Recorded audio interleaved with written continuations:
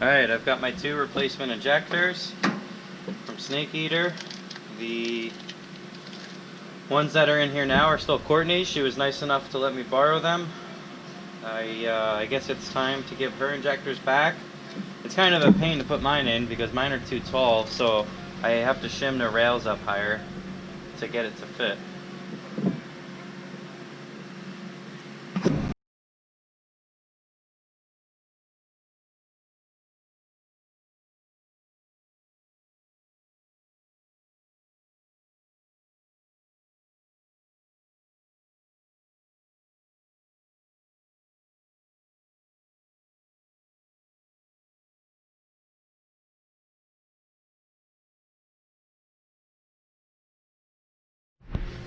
Would you look at that? Look at the difference in size. Yeah. That's the 1500. That's the Snake Eater 1000s. So basically the way... Oh geez. Very dark. This bracket here, the silver one, that you guys can probably actually see. You have to use the top bolt for the taller injectors and the smaller bolt for the short injectors from Courtney. But also down at the bottom, it just takes 3 or 4, I think 3 washers to space it up just a little bit more, because these are quite a bit taller. Also, another thing is this radiator, as you can probably see, is pretty old.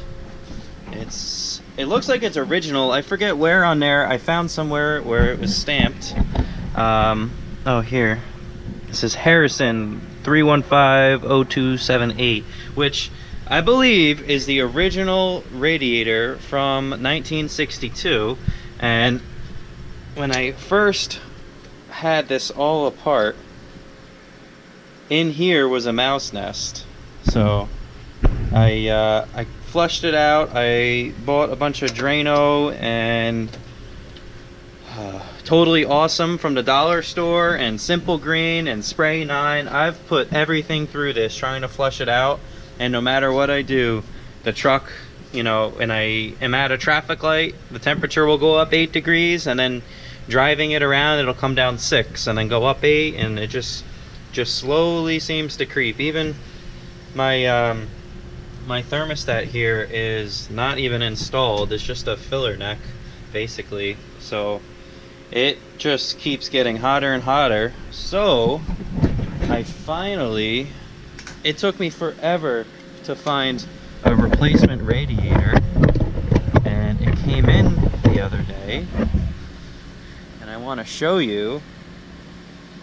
They seem to only sell 2 and 3 core radiators for this, and it's kind of tough because the cores are at the top and bottom, so it's kind of a goofy shape. And I managed to find, I ordered a 4-core radiator, and after waiting a month they canceled it and said that they don't have any in stock. And I've been waiting I think for 3 months now. I finally got a 4-core aluminum boy to put in this thing. So it's going to be road trip capable. And this is basically what the picture showed. And in the description, they didn't even say, comes with a fan and a shroud. So I feel like I got a fan and a shroud for free. So I'm pretty pumped on that. So I'm excited to be able to drive this thing all over. I do have a small leak, one of the coolant clamps, because I used all T-bolt clamps. I was trying to make this thing as reliable as possible because I really don't want to work on it on the side of the road. But this clamp here, I don't know if you guys can see that. This clamp here is totally bottomed out. And so I think I'm gonna just try a worm clamp on there. And I'm trying to decide, let me know if you guys think I should throw in the thermostat or if I should leave it out and just keep testing it. So I still have to, I don't have the washers to put the injectors in today, so I'm not gonna have it running today, but I do want to start draining the coolant and maybe see if I can get that radiator out of here and make sure it actually fits. The ichrometer says it fits. I eyeballed it, it looks the same, but you guys know how that goes. It's probably totally different and I just didn't even notice. So let me jack this thing up and get the radiator out.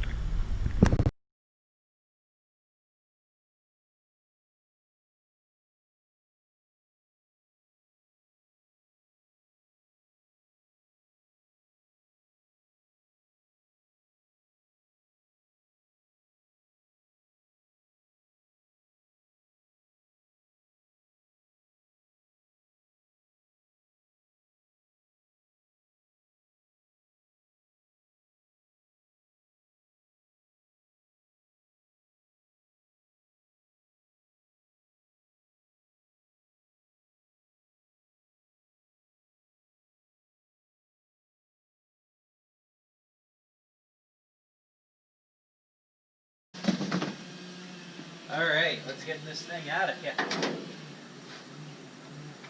How old is it? It's 1962, it's 2020.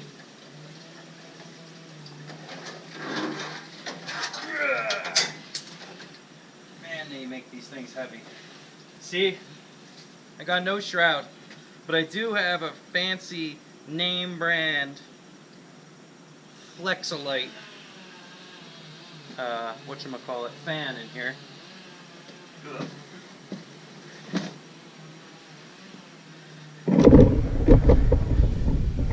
Do we think it's gonna fit? It's a whole lot fancier. Right, Jack? Right, Daisy? Alright, let's see. Let me set up my camera here. I know this is probably cringe-worthy for sure.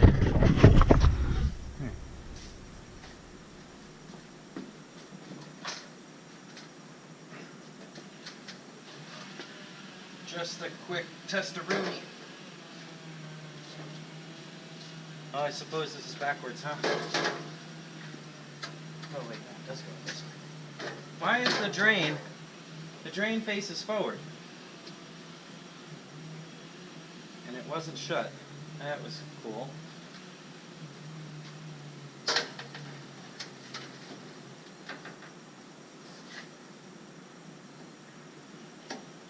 Wow, it certainly is like a Toiger.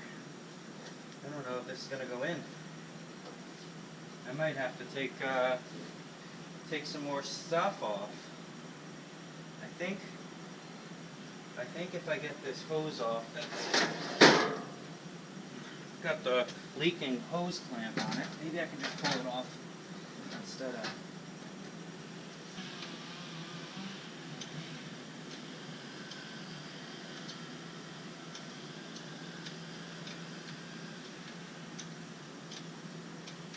There we go. So I don't know if it's going to clear, because the reason I didn't have a shroud on there is because this intercooler pipe is massive. I definitely don't need 4-inch, but at the time I thought I had room when I ordered the materials, and quite frankly I think it looks cool. It's a little unnecessary. Alright. Or loosey-goosey. Oh, I see. I just had to turn it. Ah, what a waste. Okay. We have here. Take 2.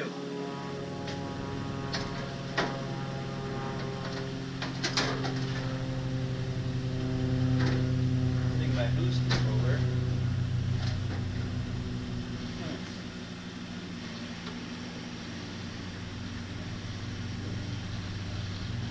Wow.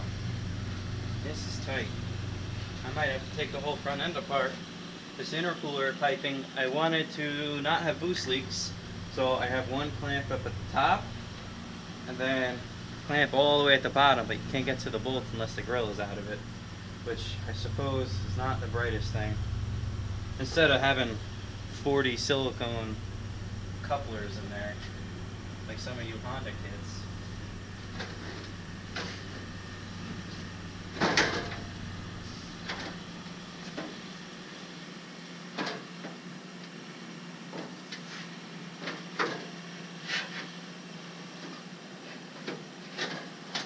Oh, we're close. There's no way this is gonna fit. There's no way. Let me show you. So these bolts are supposed to go here. So I need to go roughly that far to the left, and it's the radiator's all the way forward. And this, I don't know if you can see, is tapered, and it's already hitting here in the fan.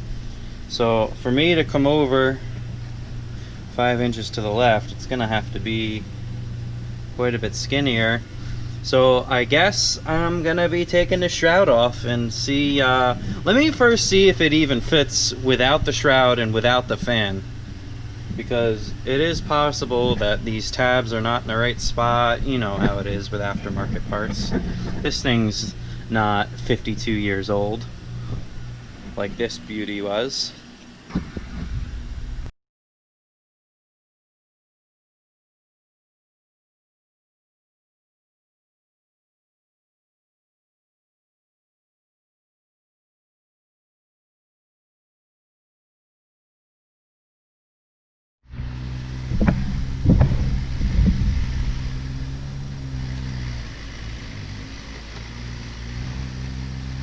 There we go. I'm actually not even mad I had to take this off, because all of these bolts were super loose. Oh look, is there a cooler? Oh yeah, look, there's a built-in trans cooler. I already have an external trans cooler in this, but I wanted to put an oil cooler on it, so you guys know if that would be too hot?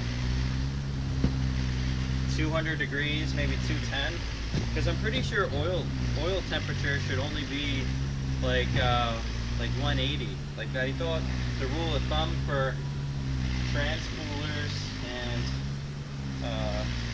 engine oil cooler is supposed to be 20 degrees rule of thumb lower than coolant temperature. So if you have a Jeep that runs at God knows what, 220,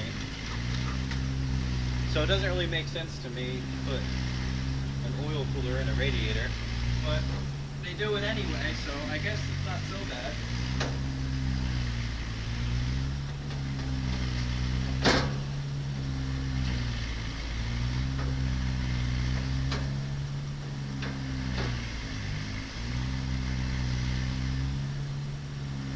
Wow, my downpipe's in the way.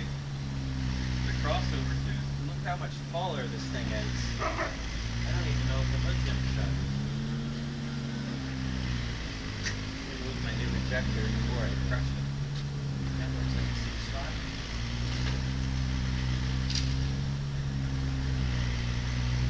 Oh, well, it's gonna go down another inch.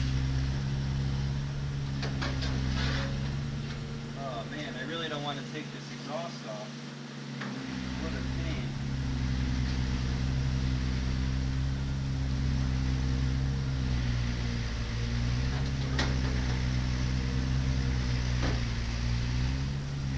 There we go.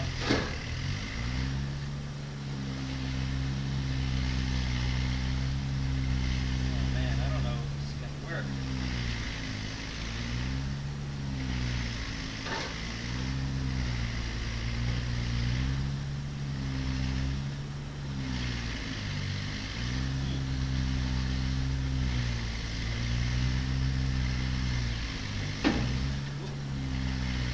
It was hung up on the fitting for the drain.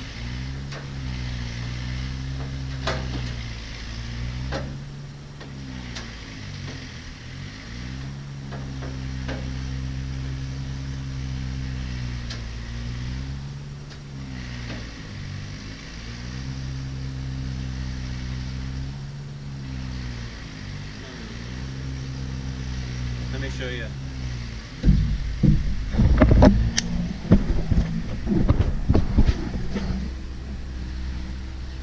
Not horrible.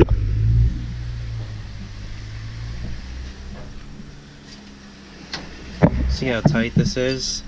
Like that shroud stuck out more than the thickness of my finger, maybe even 2 fingers. And then the fan stuck out even further. So unless I went to a smaller, I guess I'll probably just run the fan for now. And if I'm still having overheating problems, I'm gonna have to either get Sean from Mathis Motorsports to make a new intercooler pipe that either stays further away and it tucks in closer here, or just a 3-inch one. So the 3-inch diameter would mean I would have an extra 1/2 inch, because the radius would only decrease a 1/2 inch. So the other thing too is this frame is a Camaro frame with a truck rad support, and it's resting on this cross brace that they use to convert it so that you could still use the truck rad support and truck bumper. So see the bolt holes? They don't quite line up. It's gotta go down like just barely. So maybe I'll just mark that with a Sharpie and re-drill the holes in the radiator. I guess that's the simple way of doing it. I think that might be it for today.